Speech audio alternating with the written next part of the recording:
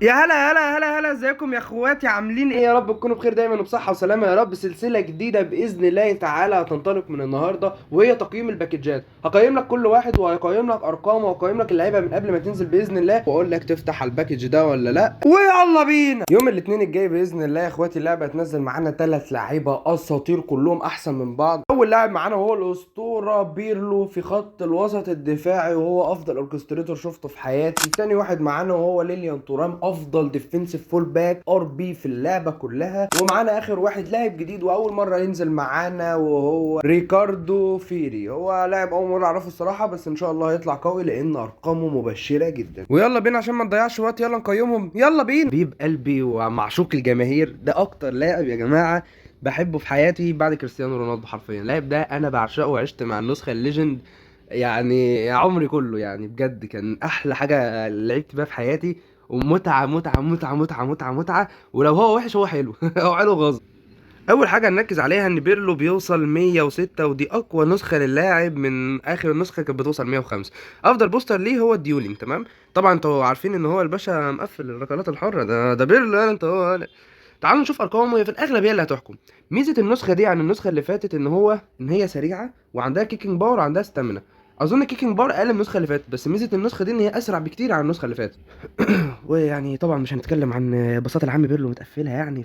يا جماعه اللاعب ده فوق الوصف. يعني انا مش عارف المفروض اقول ايه عن بيرلو فعلا. حتى دلوقتي في كل اللعيبه انا بحكم عليهم على طول، اقول لك حلو وحش، انما بيرلو ما يعني هو كده كده جامد يعني. معاك كوين معاكش كوينز فتح عليه. ده اقوى خط نص في العالم وفي اللعبه كلها. ونازل معانا بمهارتين، وهي الفيجينري باس والفينومينال باس. ممكن كمان لو انت عايز تلعب بيه بتطويره نص ملعب بس، يعني انت عندك دي ام اف متقفل وكده، بيبقى بقوه لاعب خط وسط بقوه 108. ايوه زي ما شفت الرقم بالظبط، 108. ارقام الدفاعيه طبعا ما عادتش اقوى حاجه، وهو ينقصه في الباصات بس. شايف ارقام الدريبل والتايت بوزيشن والبول كنترول، ريشه معاك في الملعب. ريشه هو البالانس مش احسن حاجه، انا مش افضل حاجه انك تلف بيه 360 درجه وكده. بس شايف السرعه، شايف السرعه. هات لي نص ملعب بيدي الباصات دي وخفيف وسريع كده، وعنده الاستامينا دي بجد صعب. وبيعرف يشوط فاولات وبيعمل كل حاجه في الملعب. يعني المعادله صعبه انك تعرف تظبط حد مع بيرلو الصراحه. انتوا عارفين انا بحبه فهطبل له. تقييم البيرلو هو 100 من 10، مش محتاج تقييم بنص جنيه والله. وتاني لاعب معانا يا اخواتي وهو الاسطوره ليليان تورام. انتوا عارفين ان ليليان تورام طبعا اقوى ار بي في اللعبه كلها، ديفنسيف فول باك بيدافع. ما شاء الله بساطته كويسه. ارقام الدريبل عنده حلوه، يعني لو جريت بيه بالكره في لعيبه ديفنسيف كتير لو جريت بيه بالكره حرفيا بيرمي الكره 9 متر قدامه وبتتاخد منه بترتد عليك، وما بيفادكش باي حاجه. انما لا، هو هيحافظ على الكوره، هيعرف يباصي معاك، هيأدي الادوار الدفاعيه، وكمان هيباصي. بس هو طبعا مش افضل حاجه انه يهاجم معاه. ميزه تورام بقى النسخه دي عن النسخه اللي فاتت ان هو السرعه بتاعته 101، لان اخر نسخه نزله كانت ديستروير فكان مدافع. فهي ما كانش افضل حاجه يعني في السرعه لو هتلعب بي ار بي وكده، لان انت كنت تضطر تدمره في ارقامه الدفاعيه. فهي النسخه دي ديفensive فول باك زي النسخ اللي فاتت الدبل بوستر. بس النسخ اللي فاتت طبعا قديمه قوي وعدى عليها باين اظن سنه، كانت في التحديث اللي فات. ولكن النسخه دي يا جماعه فيها يعني حاجه اسطوريه قوي. ايه استامينا 103 دي؟ ان الراجل مش قاعد في الملعب، الراجل قاعد وميت ونايم وصاحي واكل وشارب في الملعب. ايه ده؟ ايه ده؟ ايه ده بجد؟ بس كمان في حاجه بعيدا عن طبعا الارقام الدفاعيه الاسطوريه والباصات والهدات، اللعبه منزلاه باقوى مهارتين هتشوفهم في حياتك، وهي الفورترس واللونج ريتش تاكل. بجد اللونج ريتش تاكل دي يا جماعه انا بشوفها مهاره اندر ريتد جدا في اللعبه، واسطوريه اسطوريه اسطوريه. وصعب انك تلاقي لاعب بالذات الار بي باللونج ريتش تاكل. ليه؟ لان هي في الاغلب هي مهاره اصلا لعيبه دي ام اف وانكور مان وكده، فصعب انك تلاقيها في ار بي. بقى من اللي جايه دي. والمفاجاه هي لو عملت ليليان ترامب تطويرة السي بي، بيكون مدافع بقوة 110. أقوى مدافع في اللعبة هتشوفه في حياتك. هو عنده مشكلتين والاتنين أبسط من بعض وعادي لهم حلول كتير. 182 سنتي. هتقولي يا عمي ده يعني مش قصير قوي، يعني هو يفضل يكون اعلى من كده. ولكن طبعا طبعا طبعا كونامي يعني مش هتسيب لك المشكله دي غير وليها حل اسطوري، وجامب 97 وفيزيكال 91 يا حبيب قلبي. ايه ده؟ رعب رعب رعب رعب رعب رعب. 97 اجريشن، 102 تاكل، 98 ديفنسيف انجيجمنت، و99 وعي دفاع. انت عايز ايه تاني يا باشا؟ ده راجل مدافع ار بي. ممكن تلعب بيه كمان مدافع تالت لو انت بتلعب بثلاث مدافعين بس، فاسطوري اسطوري. وهيدنج 89، يعني اللعبه حلت لك مشكله الجامب والهيدنج والليله دي كلها. وكمان بيوصل مدافع 110 وار بي وسريع يعني عظم. هو اكيد طبعا هيبقى تقيل، يعني ما حدش قال لك ان انت هتلعب ببدري مثلا. وتقييمي طبعا لليليان ترام 10 من 10 متقفل. نوصل لاخر واحد وهو تالت لاعب معانا في الفيديو. تالت لاعب يعني هو يعتبر هو اقلهم طبعا، اقل من بيرلو، اقل من ترام. ترام هو نجم الباك، بيرلو تاني واحد في الباك، تالت واحد هو ريكاردو فيري. هو لاعب طبعا اول مره ينزل في اللعبه، فغالبا النسخه دي هتكون قويه جدا في الملعب.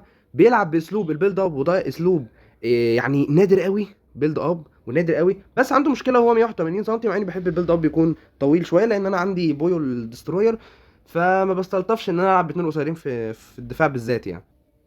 طبعا الباشا بيوصل معانا 106 في الباكج، وارقامه الدفاعيه زي ما حضرتك شايف كده. 82 هيدنج، طبعا مش افضل حاجه، بس اللعبه معوضه من الحوار طوله، ده جنب 95 بس برضه مهما يكن الجنب لو 100، فانا مش بستلطف حته ان البيلد اب يكون قصير. ما يعني بحب البيلد اب بالذات يكون لاعب طويل كده وضخم كده جدا، او الدستروير برضه يكون ضخم وجدا، بس اغلب الدستروير اللي عندي قصيرين، فلازم بحب انا كمحمد البيلد اب بحبه يكون طويل، زي فان دايك وساليبا والناس العمالقه دي. ارقامه الدفاعيه طبعا زي ما انتم شايفين متقفله 101 وعي، وهو طبعا اهم حاجه حاليا الوعي الدفاعي والوعي الهجومي. الوعي مهم جدا جدا لاغلب اللعيبه، حتى تلاقي في لعيبه وحشه وبقت لعيبه حلوه بعد التحديثات الاخيره، لان الوعي بقى شيء مهم جدا جدا جدا ولا نقاش عليه. سرعته 85 86 مع انزاجي 86 86، بس 101 وعي 99 99 97، فدي ارقام مرضيه جدا لاغلب الناس. برضه فيزيكال كونتاكت 95 دي مفيده جدا، لان الفيزيكال برضه بقى مهم، وعندك استامنا 84. طبعا انت ممكن تلعب في التطويره، وهوريك افضل تطويره ليه بالنسبه لي دلوقتي. وافضل تطويره ليه بالنسبه لي وبيوصل فيها 105، وهي ارقامه الدفاعيه بتقللها نقطتين، وبتزوده في السبيد بتوصله 90 مع تسارع 85. وطبعا برده مهم ان انا ازوده في السبيد، لان الاستامينا بتاعته مش اقوى حاجه، بس الاستامينا دلوقتي بقت 89 مرضيه جدا. طبعا ما ينفعش تقلل في ارقام الجامب والفيزيكال، مع ان المفروض ان انا ازود فيها، بس عادي يعني انت ممكن تغير في التطوير على حسب راحتك، انت عايز تزوده في الجامب لو ما عجبكش وكده. تقييمي للاعب هو 9 من 10، لان هو طوله بالنسبه لي مش مرضي جدا، بالذات ان هو يعني المفروض لاعب اول مره ينزل، فالمفروض يكون اسطوري. فطبعا كل ده مش هيبان غير في الملعب، بس حاليا كتقييم للارقام، وغالبا الارقام هي بنسبه 90% هي اللي بتحكم على اللاعب. ارض الملعب طبعا مهم جدا، ولكن 90% من اللاعب طاقاته، لان هو ده اللي بيدل اللاعب ده هيستمر معاك فتره طويله ولا هيبقى قوي معاك لفتره قصيره. اللاعب نازل معانا بمهاره الفورتريس، وطبعا ارقام يعني المهارات الدفاعيه كلها متقفله معانا، عنده كل المهارات الدفاعيه، ما اظنش في حاجه عنده ناقصه، كل حاجه موجوده. ونيجي لاخر واهم لحظه، وهي تقييم الباكج ككل، وهل تفتح الباكج ده ولا لا، حتى لو ما معكش غير كوينز قليله. طبعا طبعا طبعا طبعا طبعا لازم تفجر الباكج ده، لان ده اقوى باكج دفاعي نزل لحد دلوقتي في اللعبه. الباكج ده يقفلك خط الدفاع، في مدافع بيلد اب لا نادر جدا ما هتلاقي مدافع بيلد اب، عندك ار بي ديفنسيف فول باك، ونادر برضو ما هتلاقي ديفنسيف فول باك بالارقام الدفاعيه وبالسرعه دي غير هما اتنين في اللعبه، وهم ترام وبرجومي. وطبعا حبيب قلبي كده كده كلكم عارفين يعني بيرلو الاسطوره يعني. وتقييم الباكج كتوتال هو 9.5 من 10. لازم تفتح الباكج ده، لو انت عندك نقص في الثلاث مراكز دول لازم تفجر الباكج باي شكل. باكج اسطوري، باكج قوي جدا، وانصحه بشده، والى اللقاء.